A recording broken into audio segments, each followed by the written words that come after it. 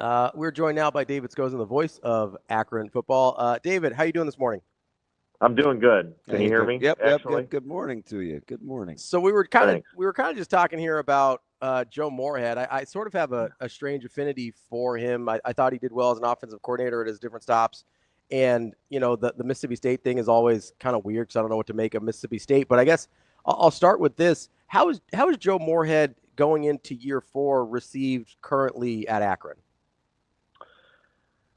Well, I think it helps that they won their last two games this Hmm. past year, and they can say, well, three of the last five. Um, man, It's been the tough. I mean, problem it's been is the tough. bar's pretty low, Yeah.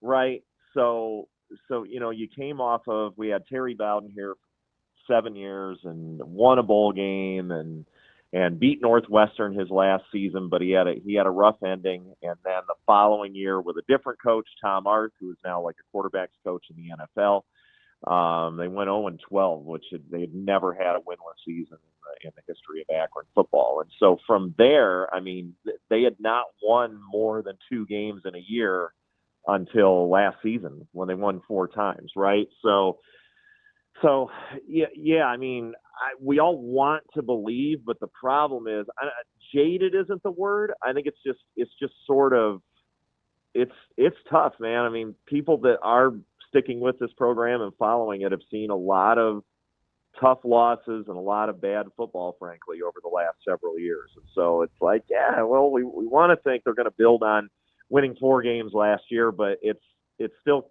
just we'll see it when we'll believe it when we see it.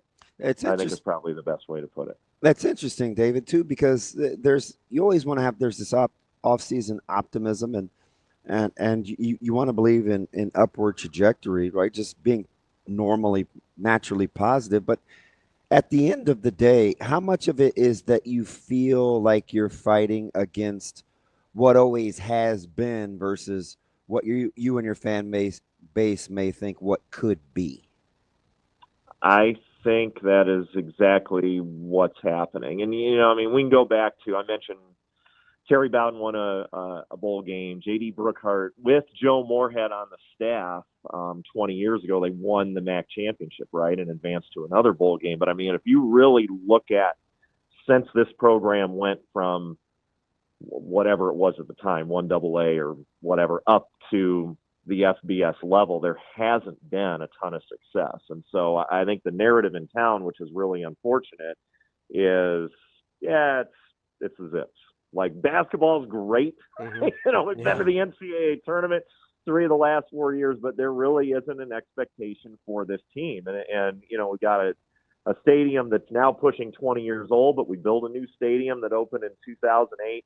The Zips have not beaten a non-conference FBS opponent in this new stadium. At the Rubber Bowl, yes, but so I mean, there's all those sorts of stats and things like that, but it's just a myriad of reasons for.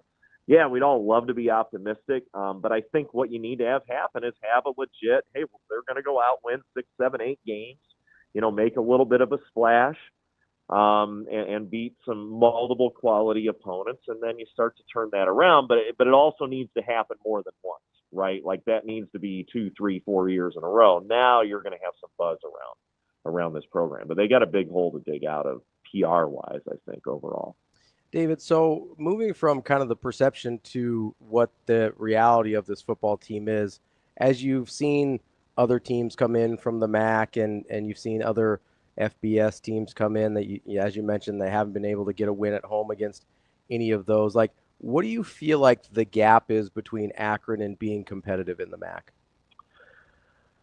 I believe continuity, which is really tough right now, right? I would assume that Nebraska has a lot more NIL money than Akron, right? Like you're able to hold on to some guys that Akron would never be able to.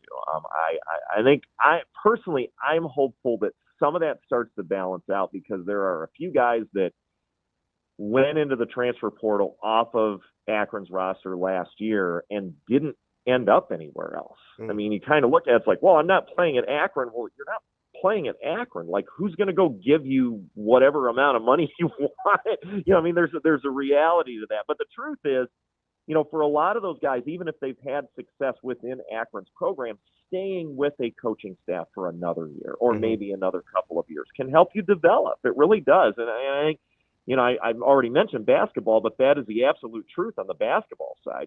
Akron had the MAC Player of the Year, a guy named Nate Johnson. He went through 3 years here. He really developed with that coaching staff. Well, he went out and got paid. I'm sure he went to Kansas State.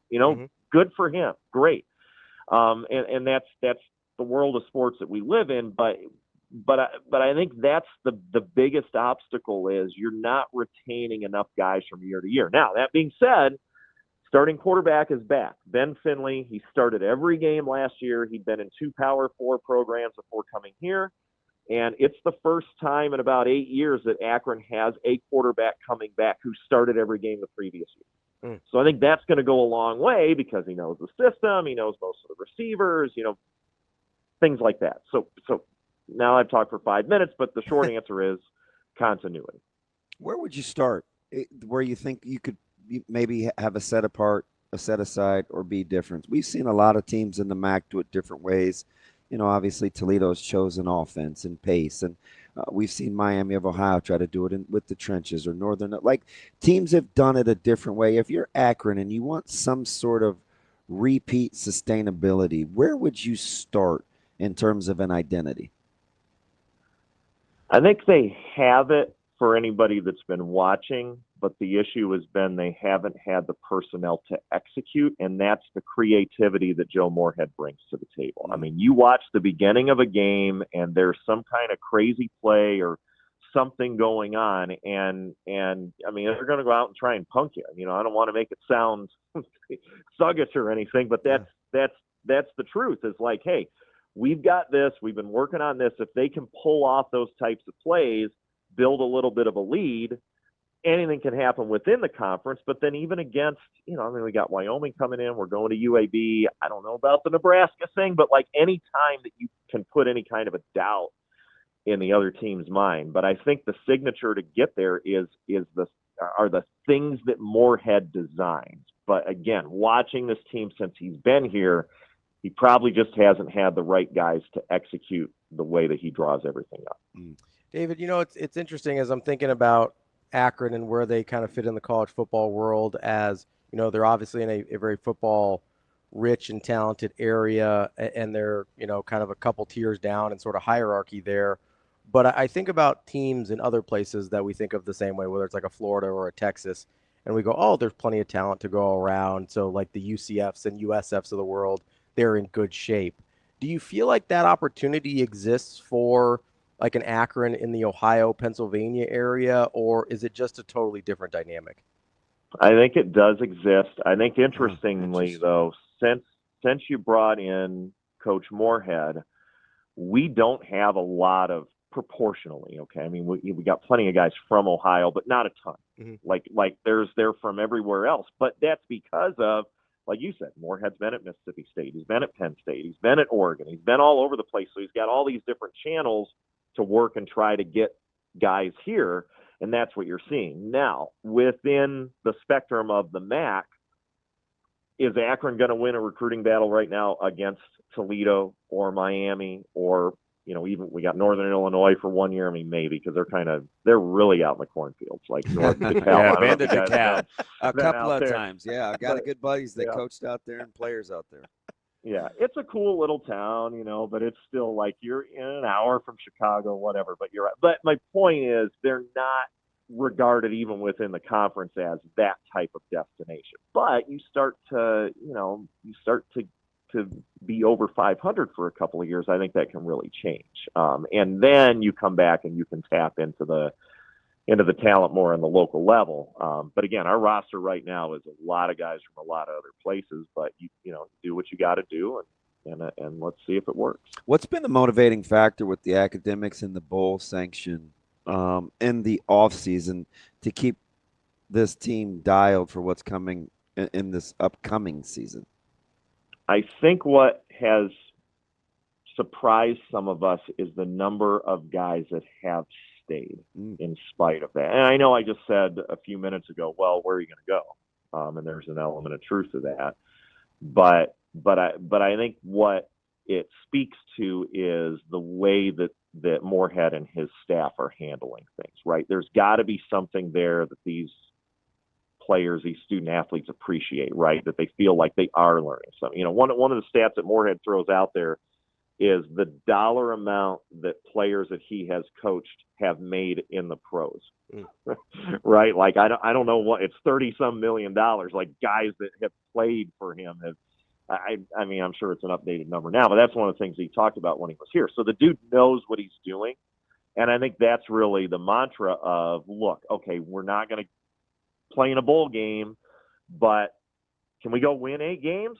Why not? It's still a MAC. Like, anything can happen in this conference, and they've certainly had a lot of close games over the last few years. But I think if you're Moorhead, he's got to be playing into stay here and you're going to learn something. You're going to be better because of it, because you went through our system and you stayed another year.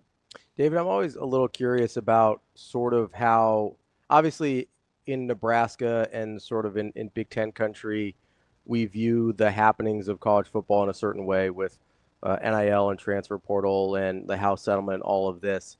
As you're sitting at Akron in the MAC, like how is the administration and the coaching staff sort of feeling like the new rules that have been set in place are affecting Akron compared to, people like right up the road from you, like a Cincinnati or an Ohio State even?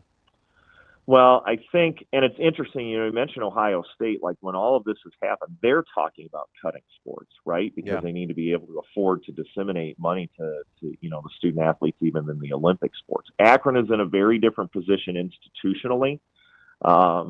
It has not bounced back as well from the pandemic as an Ohio State or, I don't know, Cincinnati situation, but the enrollment isn't what it was 10, 15, 20 years ago. So there are budgetary issues. And we just had an athletic director change in the last 8 or 9 months.